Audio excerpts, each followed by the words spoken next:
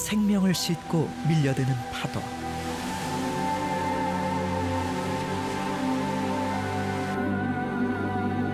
하와이에서 바다와 육지의 생명을 이어주는 건 거북이다.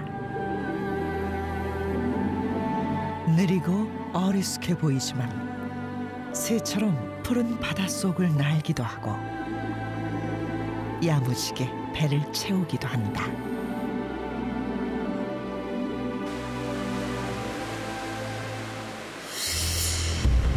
멸종 위기종인 거북에게 치명적인 질병이 확산되고 있다. 얼굴과 몸 곳곳에 큰 혹이 생겼다.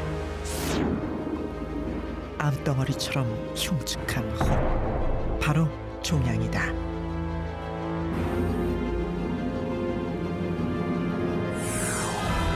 (2014년에) 나온 한 논문.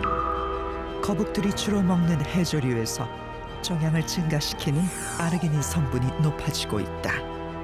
원인은 해안가의 부영양화, 바로 육상에서 공급되는 질소 때문이다. If you have like the contaminated water get to ponds or the ocean, then it can affect the fish, it can affect the frogs, it can affect other species. And if you know as part of the aquatic life is affected, it can affect the whole cycle.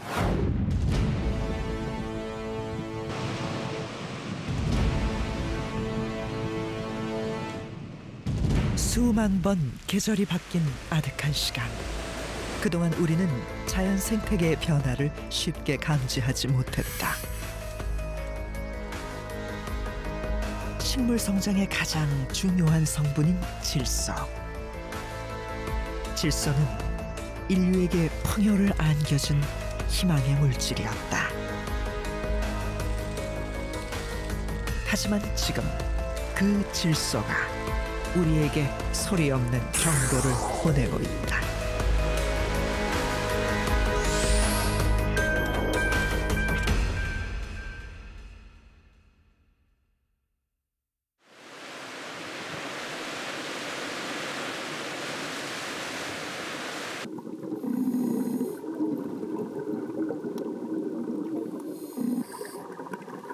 바다 및 바위 틈에서 물이 뿜어져 나온다.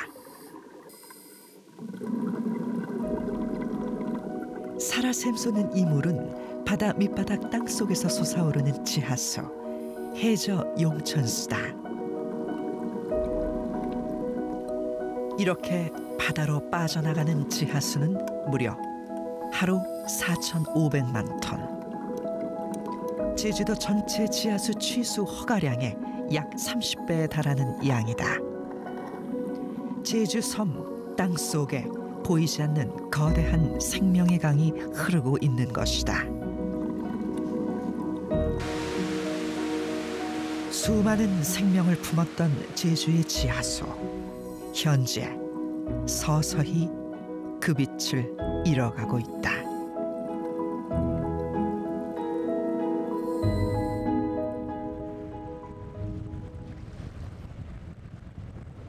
저기 보이죠? 마을에서 평생을 살아온 김순두 씨는 60여 년 전의 물을 기억한다. 저 물이 올라오면 거긴 모래니까 그 주위에 그 모래가 같이 따라 올라오거든요. 그래 내려오고 따라오고. 그러니까 그것도 보고 신기하기도. 여기서 이제 그 멸 같은 거 들면은 하다가 거기 가서 몸 헹구기도 하고 그랬어요. 내가 어렸을 때는. 이 지역에서만 60곳이 넘는 용천수는 해안가의 생명을 품고 있다.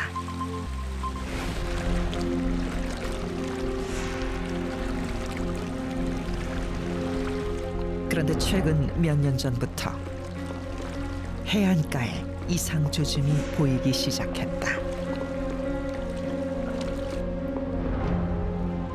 파래가 무차별적으로 늘어난 것이다. 옛날에는 파래가 그렇게 안 났는데 이제는 많이 나니까 그거를 바람 불면 막 올라와가지고 그것이 막 썩어가지고 막 냄새도 나고.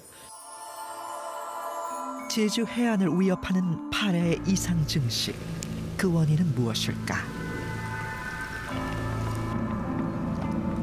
이곳 연안 일대 물속에 녹아있는 질소를 측정해 보았다. 먼 바다보다 최대 10배나 높다. 이 중 바닷속 담수, 즉 지하수를 통해 유입되는 질소의 양은 90%나 된다. 녹조류 파래가 가장 좋아하는 건 바로 질소. 파래가 성장하기 위한 최적의 조건이다. 네, 해조류는 기본적으로 이제 성장에 필요한 영양분이 질소하고 인산입니다. 질소가 많으면 많을수록 성장률에 굉장히 유리하거든요. 근데 특히 이제 파래 같은 경우는 질산염을 흡수하는 능력도 뛰어나지만 또 굉장히 빨리 흡수하거든요. 지하수인 용천수가 해안 연안 생태계까지 막대한 영향을 미치는 바로 질소의 나비 효과다. 예전에도 이제 파래는 기본적으로 굉장히 이제 많이 발견되는 종 중에 하나인데 이제 최근에 더 심해진 이유는 여러 가지가 있겠지만 이제 그 중에 하나가 그 지하수에 질소 농도가 높아짐에 따라서 나타난 현상이라고 일단 볼 수 있고요. 용천수에 기대어 살던 수많은 생명들은 파래의 녹색 쓰나미를 견딜 수 없다. 수십 종이 넘어야 하는 연안 해역 생물종은 파래 대발생 지역에선 많아야 10종 정도에 그치고 있다. 그 해역의 생태계에 굉장히 단순해버리는 거죠. 그러면 이제 단순해버리면 그 종을 이용해서 먹이 섭식을 하는 종이 아닌 다른 종들은 살아가기가 어려워지는. 제주도는 그 질소를 해결할 수 있는 바다가 갖고 있는 환경 수용 능력을 초과하고 있지 않나, 그런 예측을 조심스럽게 할 수 있습니다.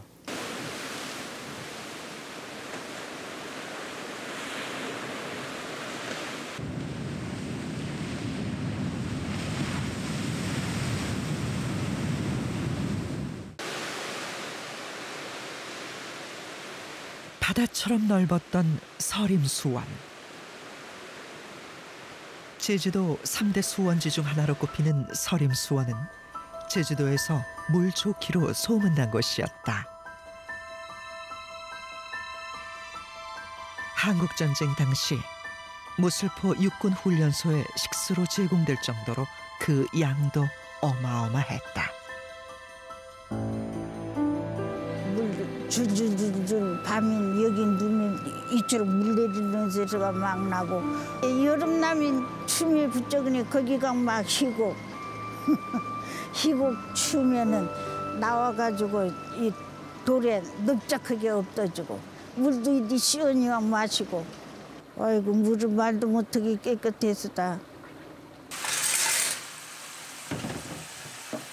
과거 깨끗했던 물의 기억은 이제 아득한 추억이 돼버렸다. 냉장고 물은 지난 1962년 수원으로 개발할 당시만 해도 지금의 상황을 그 누구도 예상하지 못했다. 숱한 생명을 품었던 서림물이 달라지기 시작한 건 1992년. 서림수원에서 흙탕물이 나오고 수질이 나빠졌다. 30년의 시간 동안 이런 상황이 벌어진 것이다. 이거 한 몇 년 됐어? 오염됐지, 눈때. 먹지 말라고 하던가요? 네. 오염되니까 먹지 말라고. 너무가 섭섭해요. 억울하고. 아이고, 그 좋은 물. 그 누구도 원하지 않았고 예상하지 못했던 현실이 낯설기만 하다.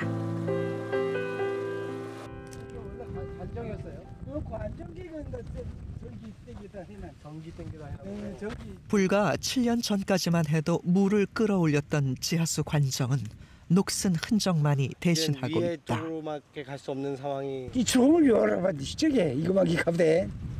쭉 해안가로 가면 요 밭도 있고 또 저 도그랄 그지도 있고. 아, 이렇게 폐쇄된 관정이 많아요? 많아. 지금은 어디서 물을 가져와야 할지조차 막막한 처지다. 농사를 책임졌던 약속의 물은 지금도 변하고 있다. 지하수 관정. 좋아질 수가 있어. 옛날에는 약도 안 쓰고 비료도 쓰고 그거는 좋아졌죠. 이제 비료도 쓰고 거기가.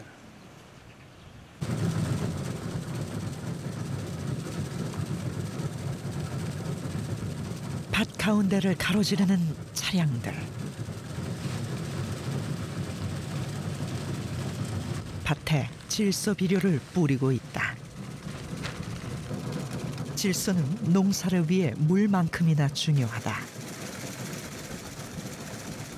이게 비료 안 뿌리면 안 되는 거예요? 안 돼주게요. 열매가 알맹이가 안 돼요. 국질 안 해. 알맹이가 들어사질 안 해요. 비료 안 주면은. 식물에게 토양 속 질소는 우리에게 먹는 샘물과 같다. 질소 분자는 대기의 80%에 이를 정도로 풍부하지만 식물은 질소를 흡수하기 위해 토양 내 미생물에 의존해야 한다. 농민들이 가축 분뇨나 퇴비로 토양에 질소를 공급하는 것도 이 때문이다. 하지만 언제부턴가 흙으로 유입되는 질소가 너무 많아졌다. 경지 면적당 뿌려지는 양도 전국 평균을 훨씬 웃도는 실정이다. 제주 중산간 초지나 밭에 뿌려지는 가축 분뇨, 액비 역시 마찬가지다. 화학 비료라든가 축산 분뇨 자체가 질소 성분이다거나 질소는 식물이 흡수를 하지만 식물이 흡수하지 않는 질소 성분이 전부 지하수로 들어갑니다. 질소가 NO3 마이너스 이온이라 가지고 토양에 흡착이 안 되기 때문에 바로 비와 함께 땅속으로 들어가지고 지하수 오염이 되기 때문에 질소량을 줄이는 게 바로 지하수 오염을 줄이는 거라 이렇게 보면 됩니다. 화학 비료와 가축 분뇨, 생활 하수까지. 제주의 질소 발생 부화량은 하루 70톤, 한 해 25,000톤이나 된다.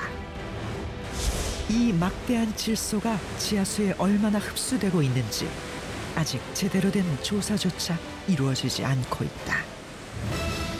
주로 이제 화산암으로 구성돼 있어서 비가 오면 한 40% 이상이 땅 속으로 빨리 스며들어서 이제 지하수 함양도 많이 되지만 이제 지표상의 오염 물질이나 뭐 분뇨나 퇴비 이런 것들이 있으면은 이게 빨리 땅 속으로 스며들기 때문에 그만큼 오염 관리가 어렵고 오염이 될 가능성이 다른 지역보다는 높다는 거죠. 풍요를 꿈꾸며 더 많이, 더 자주 뿌린 질소 비료는 고스란히 흙으로 유입되고 식물이 흡수하는 양을 넘어선 토양 내 질소는 빗물에 녹아 모두 지하수로 들어간다. 폐수에 포함된 유기물 가운데 질소 화합물이 분해되고 남은 최종 산물 질산성 질소. 수질 오염 기준의 척도로 질산성 질소 수치가 높은 물을 마시면 어린이에게는 청색증을 일으키기도 한다. 그렇게 오랜 시간 우리가 방심한 틈에 땅속에 쌓인 질소는 우리의 소중한 자산인 지하수를 오염시키고 결국 우리에게 돌아오고 있다.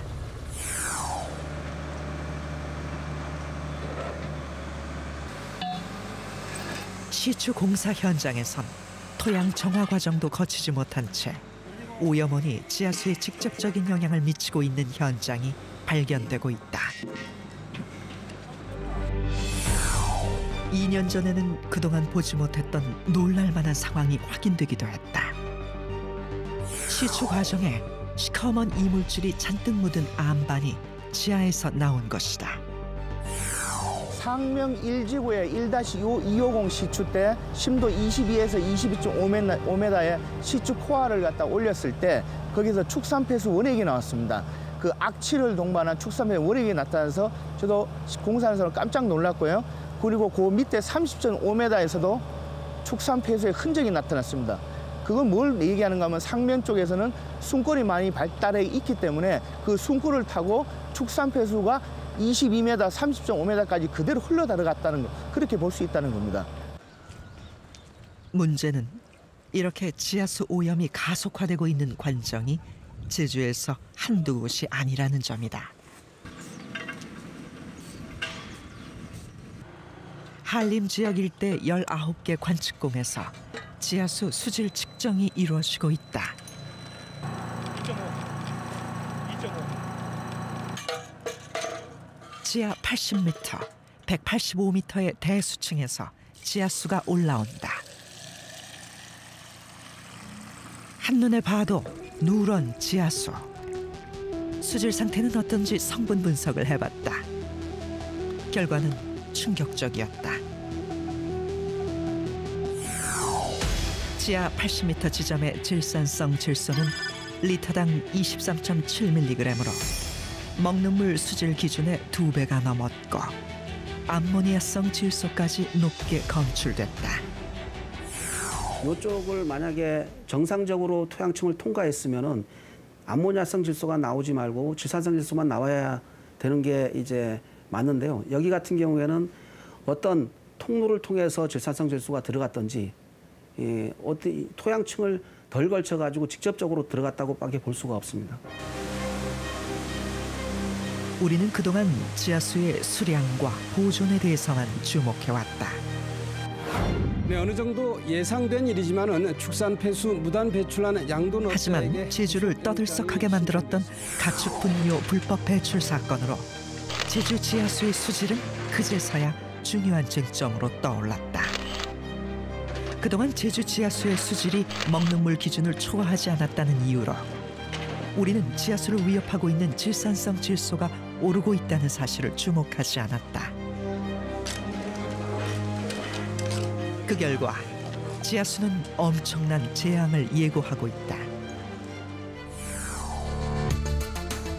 제주 지하수 질산성 질소 농도 변화 추이를 보면 최근 상승하는 경향성이 곳곳에서 뚜렷하게 확인된다. 지하수는 오랫동안 질소에 대한 위험성을 경고했지만 우리는 무시했다. 하지만 이건 시작에 불과하다. 문제는 지하수가 땅 속에 머무는 체류 시간.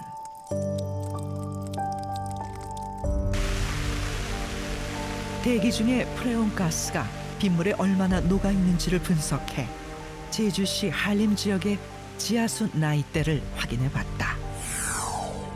이 일대 지하수는 30년 전인 지난 1990년대 축산업이 한창 증가할 때 함양된 것으로 조사됐다. 이후 10배나 늘어난 축산업에 대한 그 질소 부하량은 아직 나타나지도 않았다는 뜻이다. 제주도 그 서부 지역에서 그동안에 이제 데이터를 보면 오래 걸리는 데는 50명 정도 지하수의 연령이 나타나고 어떤 경우는 20년, 30년 이렇게 나타나는데 따라서 현재 우리가 관측되고 있는 지하수 오염은 어찌 보면 20, 30년 전에 그 축산 활동이라든가 아니면 농업 비료의 시비, 과다 시비라든가 하는 거에서 발생됐다 하는 거죠. 근데 현재 이제 그런 문제가 자꾸 잘 아시다시피 제주에서 계속 그런 현상이 증가되고 있다고 말이에요. 근데 그 얘기는 뭐냐면 상당히 늦을 수도 있다.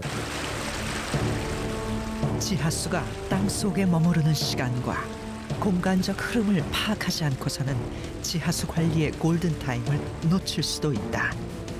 어쩌면 늦을 수도 있다 하는 것을 같이 인식하는 것이 너무 중요하다 생각을 하고, 그러다 보면 현재부터 만약에 이 오염원 농지 같은 데서 뿌려주는 유기비료라든가 무기비료의 사용량을 컨트롤한다 하더라도, 제도적 컨트롤한다 하더라도 그의 효과는 한 30년 있다가 나타난다는 뜻이죠.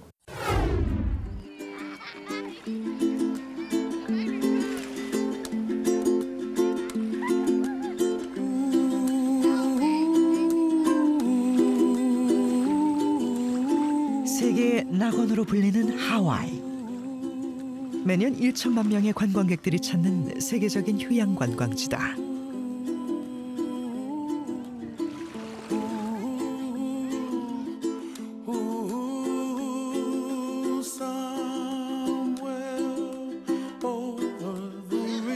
미국 본토와 3,700km나 떨어져 있는 하와이는 작은 고향이란 뜻을 지니며 독특한 역사와 문화로 번성해왔다.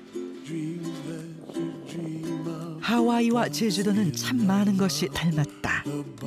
신비로운 화산섬의 역사, 바다를 품고 있는 관광지, 그리고 하와이도 제주와 마찬가지로 90% 이상을 지하수에 의존하고 있다.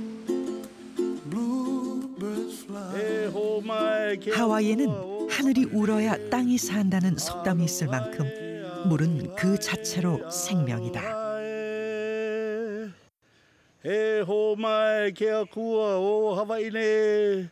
알로하에 알로하에 알로하에.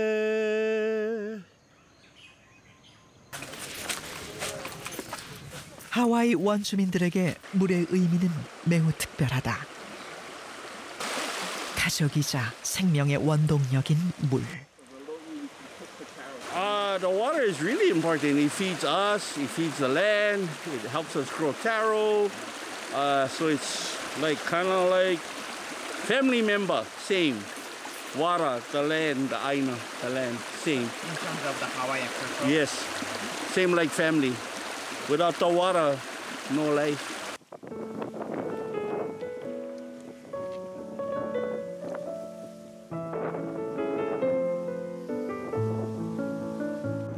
바다에서 유입된 수증기가 높은 산에 부딪혀 구름을 만든다. 하와이에서 산은 비를 만들고 함양시키는 가장 중요한 역할을 한다.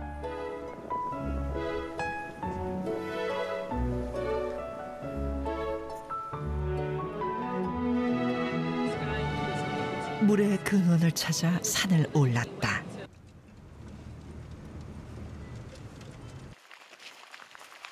수풀로 둘러싸인 깊은 숲속. 일반의 출입이 통제된 문이 열린다.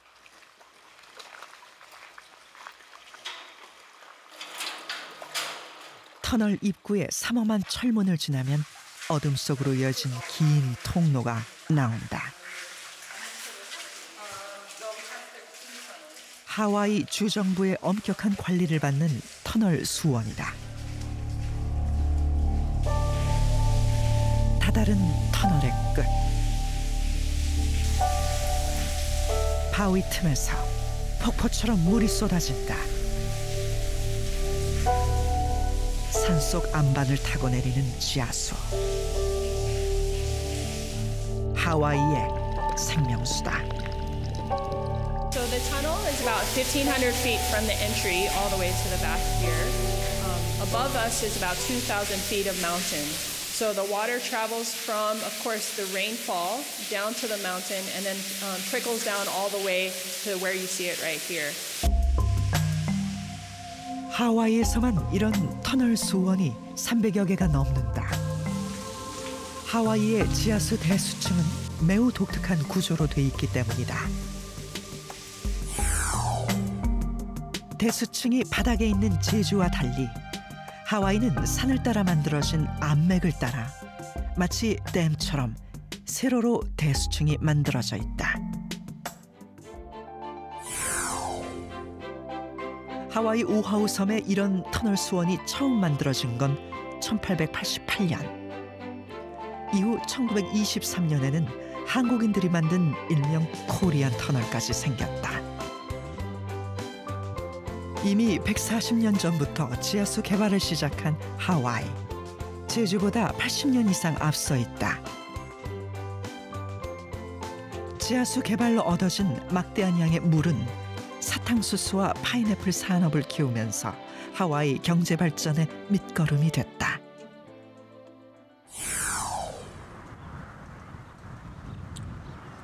시간이 흘러 1980년 하와이는 충격적인 사건에 직면하게 된다. 출입이 통제된 밭. 농약 유출 사고가 발생했다.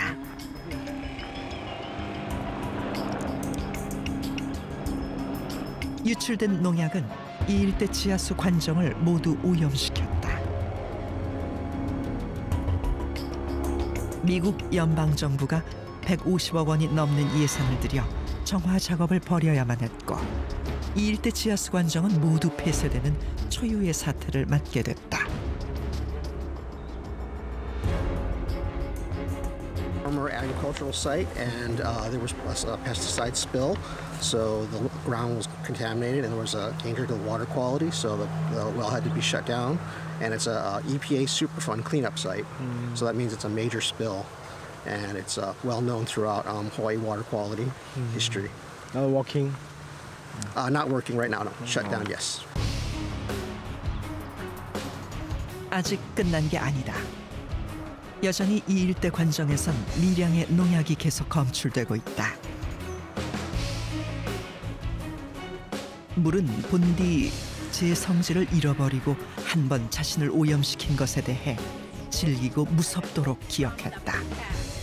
Maybe the chemicals from the pineapple field may have, gone into the soil, but I'm not for sure 100% on that. Yeah.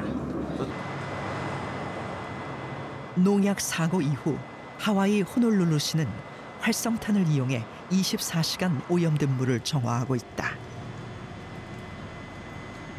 이런 활성탄 고도 정수 처리장은 오하우 섬에만 12곳, 하루 7만 6천 톤을 처리하고 있다.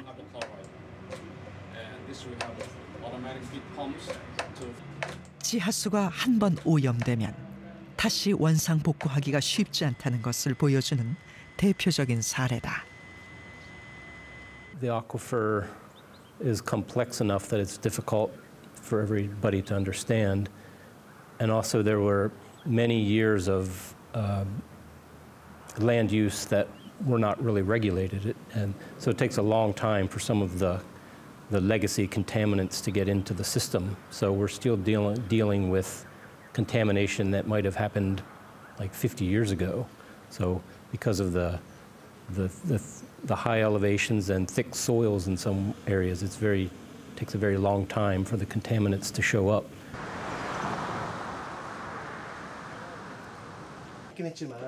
지하수 오염에 대한 간단한 실험. 파란색 오염원이 하천으로 흘러들어가고 인근에서 물을 뽑아 올리기 시작하자 물은 지하수 관정을 차례로 오염시키고 결국 우리에게 돌아왔다. 이보다 훨씬 복잡한 땅 속에선 지하수 오염이 어떤 형태로 진행될지 아무도 모른다는 뜻이다.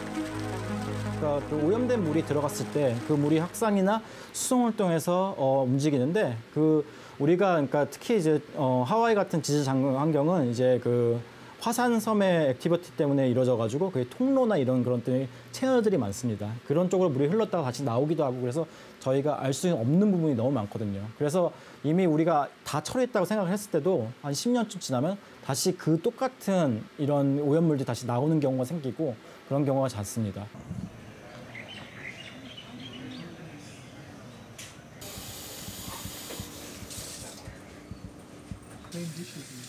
올해 65살인 엘튼 카우 씨.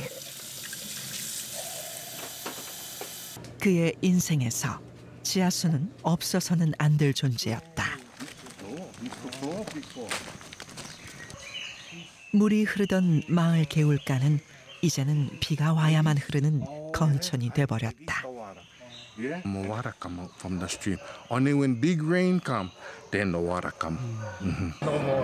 Only for the sense. 마을 곳곳에 있던 용천수도 모두 사라졌다. 땅에서 샘솟던 용천수를 그대로 마셨던 그의 기억 속의 하와이 물은 달라지고 있다. 가장 급변하는 건 바로 수질이다.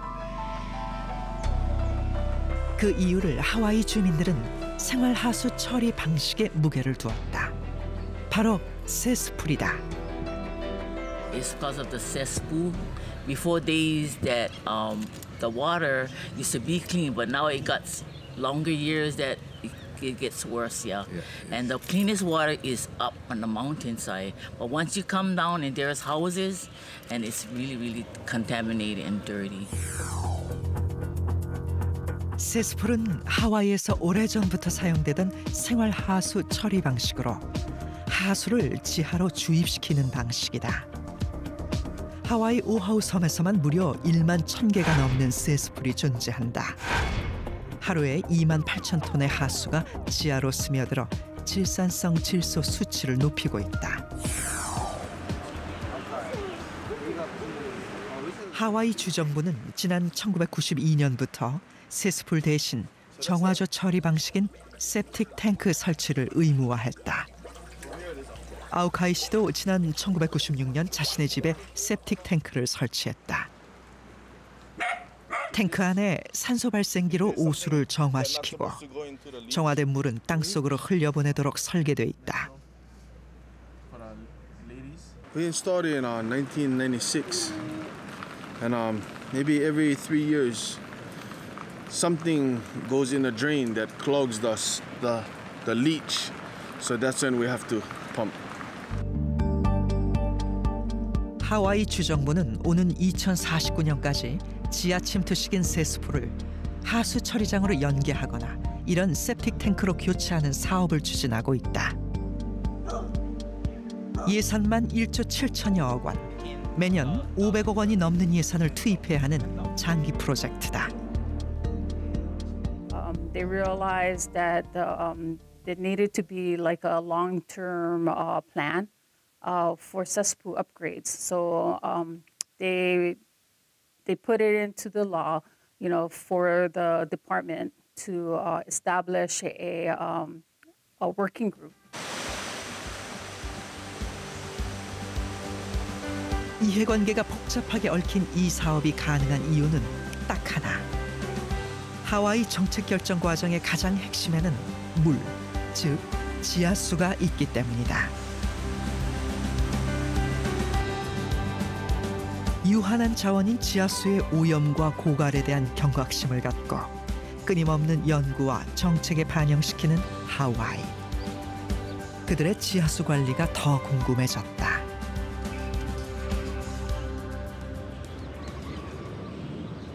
하와이주의 물관리를 총괄하는 수자원관리위원회.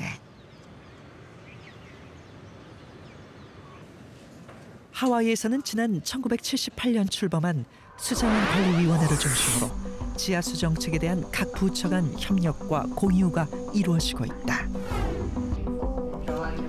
최근에는 기후 변화까지 고려한 지하수 관리 대책까지 검토되고 있다. 아직 제대로 된 조직도 구축하지 않은 제주와는 확연한 차이를 보인다. You want to support agriculture, you want to support livestock, and you want to make sure it's done in a way that doesn't contaminate the groundwater. And so that's why the coordination between agencies is important. We have statutes that govern those priorities and rules for the individual.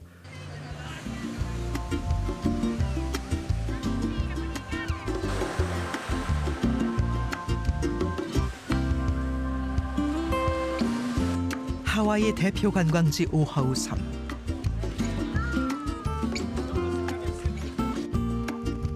오하우 섬 호놀루루 시내는 고층 건물들이 빼곡하게 들어서 있다. 하와이는 도시 지역과 보전 지역이 명확히 구분돼 있다. 하와이 오하우 섬의 보전 지역은 860제곱킬로미터로 전체 면적의 절반 이상을 차지한다. 이 보전 지역은 지하수의 주요 함양원으로 개발 자체가 사실상 불가능하다. 지하수 함양과 이동되는 유역까지 처음 도시를 설계할 때부터 모두 고려됐다. 환경에 대한 개념을 전체적으로 알았어야 되죠. 그래서 토지 사용이 이 지표면에서만 일어나는 게 그것만 간추를 하는 게 아니라 관리를 하는 게 아니라 이 지표면에서 일어나는 활동으로 해서 이 표 아래로 지하 쪽으로 주는 영향을 우리는 생각을 하는 훈련을 그렇게 받았어요. 이런 엄격한 도시 설계는 100년이 넘는 방대한 지하수 수질 분석 자료를 보유한 하와이 보건국 연구센터가 있기에 가능하다. 먹는 물의 수질 분석 항목은 83개. 제주가 58개임을 감안하면 훨씬 구체적인 분석이 이루어지고 있다. 특히 최근에는 지하수에 함유된 호르몬제나 감미료 같은 성분까지 분석하고 있다. 이렇게 축적되고 검증된 자료를 토대로 하와이주 지하수 관리 체계의 기본이 마련되고 있다. 지하수 관정에서 질산성 질소 수치가 먹는 물 기준의 절반만 넘어도 집중 관리 대상에 포함된다. That one well, we are watching it, and if it does start to go up, then we'll probably take measures to either require treatment of the water before it goes into distribution. If that doesn't, the treatment doesn't work, then we'll probably require the well to be shut down until the levels go down. 1965년부터 지하수와 관련된 300편의 보고서가 발간된 하와이 대학교 수자원 연구센터는 기초 연구와 전문 인력 양성의 핵심이다. 지하수 연구에만 수백억 원이 투입된다. 이 중 다양한 교수진과 전문가 수십 명이 동참한 이케와이 프로젝트는 하와이 지하수 연구의 정점이다. 지하수 수질과 수량, 지질은 물론 바닷속에서 나오는 용천수까지 연구도 광범위하다. 그 지표면 지표수 한 1000m, 500m의 1000m 아래에서도 그 용출수가 나온다는 걸 발견됐거든요. 그게 저희 쪽에서 가장 미싱 링크라고 해야 되나? 그 알 수가 없었던 부분인데 그냥 굉장히 깊은 포메이션까지 이루어지기 때문에 그런 것들에 대한 연결 고리를 본다면은 만약에 이제 지표수가 오염이 된다면은 당연히 바다로 흘러낼 수 있는 방법들이 여러 가지가 많다고 생각을 합니다. 이 모든 것이 지하수 관리 정책과 기반을 세우는 밑거름이다. 해안가와 맞닿은 이곳, 오하우 섬의 마지막 용천수라 불리는 카네와이 용천수다. So everything is connected to. This is the life-giving water of Kane, and it feeds all the fish and the seaweed and even the small shrimp is all fed by this fresh water. 워낙 민물 용출량이 많아 수십 년 전에는 해안가에 말들을 풀어놓을 정도였다. 몇 년 전까지 일본 기업이 소유하고 있던 이곳을 지역 주민과 시민단체가 되찾기 위해 돈을 모금했다. 지하수 보존을 위한 지역 주민들의 첫 모금 사례다. So they have to know what this is about and how to take care, because they're the ones who will be taking care in the future. 하와이는 이미 지하수 보존이 얼마나 중요한지 깨달은 것이다.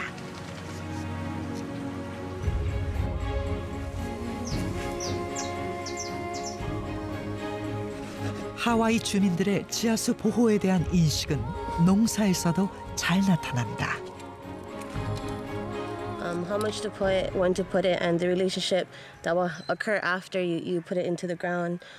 So fertilizer can be a good thing. But with anything else in life, like if you put too much of anything, it could also be harmful. So we do try to limit how much we put just for the health of the plants at the time. But it is a practice that we continuously do. 이미 많은 농민들은 작물을 기를 때 토양과 지하수에 어떤 영향을 미칠지 염두에 두고 있다. 지하수 보호가 단편적인 대책만으로 해결될 수 없음을 분명하게 보여준다. Groundwater resources and protection of the water in our wells is a never-ending effort.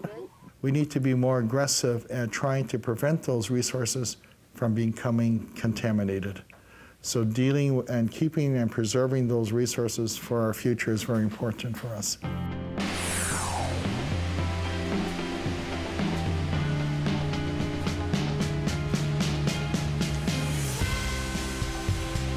최근 제주에서 수질에 가장 신경을 쓰고 있는 곳은 바로 제주개발공사다. 삼다수는 원수 자체가 오염물질 침투가 어려운 지하 420m 지점, 깊은 지하에서 취수되는 데다 해발 1,200m 구간인 청정지역에서 함양돼 수질 걱정이 없다. 하지만 더 이상 이런 천혜의 조건만을 믿을 수는 없는 상황. 제주개발공사는 지난 2002년부터 수백억 원을 들여 취수원 주변 사유지 100만 제곱미터를 매입해 토양 관리를 진행하고 있다. 전국에서 처음으로 샘물 보호구역 지정도 추진하고 있다. 지하수가 흐르는 전체 유역을 관리하지 않고서는 질산성 질소 문제를 대처하기 어렵기 때문이다. 이러한 사례들이 제주 전 지역으로 확대되는 것은 매우 바람직하다고 생각을 합니다. 다만 이제 그 보호 활동의 어떤 방법이나 범위나 또 기술적인 내용들은 그 지역마다의 특성들이나 여건이 다르기 때문에 그러한 부분들을 감안한 보다 적극적인 지하수의 수량, 수질 보호의 어떤 방법들이 적용이 됐으면 하는 그런 생각을 해봅니다.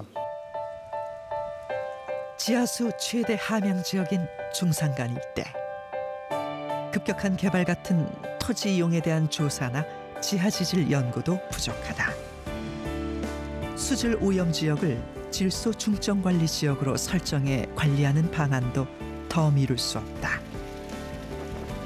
제주 중산간 지역을 가다 보니까 그냥 허허벌판에 건물들이 쭉쭉 쏟아 있더라고요. 그래서 생각을 하면서 저 하수가 어디로 연계돼서 하수가 어디로 내려가는가 생각을 해서 물어봤어요. 그랬더니 하수가 연결이 안 됐다고 그러더라고. 중산간 지역에 하수가 연결이 안 되는데 건축 허가를 내줬다는 건 말이 안 되는 얘기. 수자원 보호라는 거는 어느 한 부서에 속한 것이 아니라 전체적으로 이게 같이 일을 해야 되는 거예요.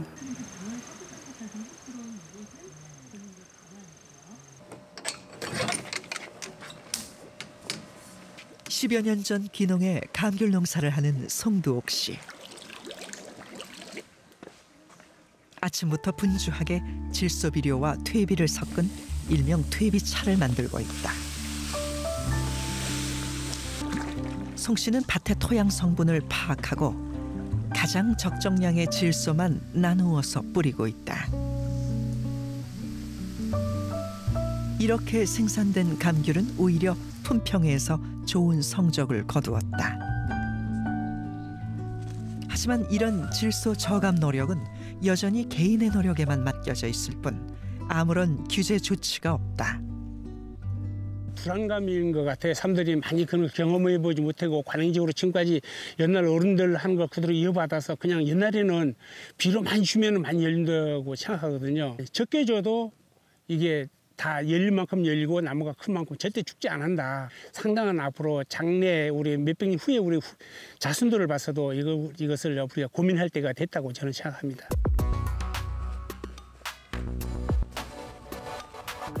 질소 비료 사용량과 토양 내 질소 잔류량에 대한 흥미로운 실험이 진행됐다. 감자밭 2,000제곱미터를 반으로 나누고 비료 사용량을 구분해 보았다. 결과는 어땠을까? 그렇게 3.7배를 사용을 해도 나중에 수량에는 큰 차이가 없이 나타나서 작물이 먹을 만큼만 표준 12량을 그것만 이제 주어도 감자가 충분히 정상적으로 생육되는 것을 확인할 수가 있었습니다. 이미 유럽 여러 나라에서는 질소와 전쟁을 치르고 있다. 지하수 오염을 막기 위한 질소 규제가 핵심이다. 축산업과 농업을 고려한 질소 균형을 맞추는 게 가장 중요하기 때문이다. 외국의 사례에 의하면 외국에서는 이제 단위 헥타르에 대한 가축 마리수의 제한이라든가 아니면 가축 농가에서 발생되는 분뇨의 발생부터 처리까지의 전주기를 제도적으로 관리한다든가 하는 엄격한 조치가 취해지고 있다. 그런 것들이 필요한 시기가 온 것 같아요. 그래서 그 가축분뇨에서 기원한 유기비료의 발생 사용량을 적정하게 규제하는 지침 같은 것들이 필요할 때가 됐다. 그다음에 축산이 환경에 친화적인 축산 규모로 이거를 우리가 서로가 협의를 해서 공감대 형성을 통해 가지고 축산도 환경 보존을 위해서 조절할 때가 됐다 하는 것이고. 눈앞에 있는 상황만 모면하기 위한 급급함. 먼 미래를 내다보지 못하는 정책. 3만 명의 주민들에게 식수를 공급하는 한림정 수장은 그 문제를 극명하게 보여주고 있다. 물이 좋기로 유명했던 이 지역에선 최근 늘어나는 질산성 질소를 잡기 위해 수백억 원을 들여 고도 정수 처리 시설을 설치했다. 앞으로 지하수 관리를 위해선 수백억 원이 아닌 수천억, 그 이상이 들지도 모른다. Groundwater is just one part of the hydrologic cycle. So the elements of the hydrologic cycle include surface water and ground and subsurface water. So to have good management of water resources in general, you have to have good management plan for the whole cycle. So basically, watershed management is very, very important, even if you are interested only in managing groundwater resources.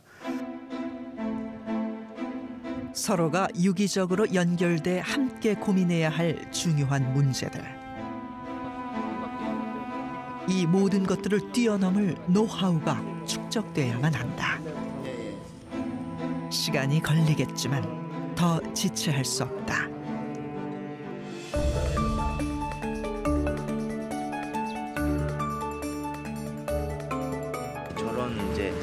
물이 여기는 자연스럽게 솟아 올라왔잖아요. 근데 또 땅 파면 저 지하에 있던 물이 또 이렇게 또 솟아 올라와요. 그러니까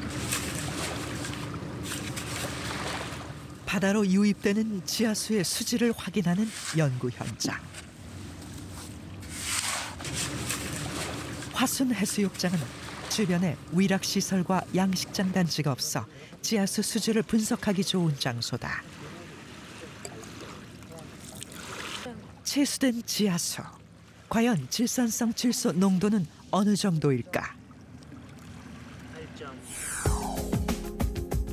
2011년 리터당 평균 1.9mg에서 2019년에는 평균 8.7로 5배 정도 높아졌다. 하지만 이런 기초 연구도 미진하다. 제주도 전역에서 조사도 제대로 되어 있지 않고 실질적으로 우리가 한 번 조사만 해서 끝나는 경우도 많이 있기 때문에 이런 정기적인 우리가 모니터링으로 할 수 있는 이런 조사는 거의 없다고 보시면 될 것 같습니다. 실질적인 이런 조사를 해야지 우리가 그 전 환경도 이해할 수 있고 앞으로의 환경도 우리가 예측을 할 수 있다고 생각이 되어져서 심지어 제주에 뿌려지는 농약이 얼마나 되는지는 아직 기초 통계조차 나와 있지 않다. 지금이라도 보존 대책을 새롭게 세우지 않는다면 제주 지하수에 대한 미래는 지금까지 경험하지 못한 낯설고 어두운 미래가 될 수밖에 없다. 언제 터질지 모르는 시한폭탄. 그것이 제주 지하수 수질 문제와 무엇이 다를까? 지금이라도 실질적으로 오염물질 부하량을 좀 줄이고 취약한 데를 개선을 할 수 있는 어떤 행정이라든지 또는 여러 가지 그 규정과 연계되어 있는 그런 것들이 진행이 되지 않으면 앞으로 제주의 지하수는 한동안 좀 수질이 개선되는 것보다는 조금 나빠지는 방향으로 갈 거라는 우려가 되고 있습니다. 정책 마련과 함께 중요한 것이 또 하나 있다. 지역 주민들의 인식. 지역 주민들을 지하수 수질 보호 체계로 끌어안을 수 있는 협력 체계 구축이 시급하다. For many years we were thinking about groundwater as endless resources like oil, for example. Now we know this is quite a limited resource. We have to work with the agricultural development policies, human settlements, water management in general and river basin management to really improve the management of the groundwater resources. They are not endless resources. We have to care about them.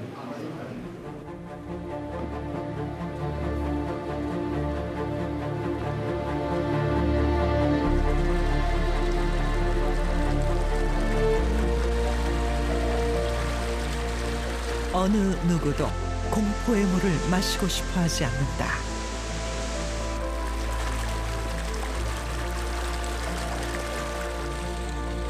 하지만 과연 몇백 년, 아니 몇십 년 후 제주 지하수의 미래는 무사할 수 있을까? 첫째는 물이 제일 중요합니까? 물 없이 농사하지 않아. 내가 살아있을 땐 그 물을 맨날 그 물을 하고 만들어 줍시는 부탁하는 거거든.